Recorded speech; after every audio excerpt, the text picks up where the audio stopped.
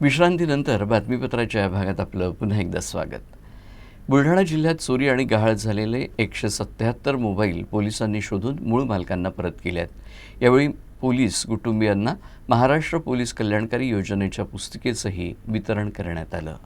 Mobile चोरी झाल्याच्या अनेक तक्रारी बुलढाणा जिल्ह्यातील विविध पोलीस ठाण्यात नोंद आहेत. त्या अनुषंगानं जिल्हा पोलीस अधीक्षक निलेश तांबे यांनी विशेष पथकाची नेमणूक केली. पथकानं तांत्रिक विश्लेषण आणि गुप्त माहितीच्या आधारे गुन्ह्यांचा उलगडा लावला. विविध ठिकाणांहून पोलिसांनी 30,09,000 रुपये किमतीचे 177 मोबाईल जप्त केले. यातील अनेक मोबाईल चोरी करून इतरांना विक्री करण्यात आले होते. हे सर्व मोबाईल पोलिसांनी मूळ मालकांना अमरावती परिक्षेत्राचे विशेष पोलीस महानिरीक्षक रामनाथ पोकळे यांच्या हस्ते परत केले. दरम्यान पोकळे यांच्या हस्ते महाराष्ट्र पोलीस कल्याण योजना पुस्तिकेचं पोलीस कुटुंबियांना वितरण सुद्धा करण्यात आलं.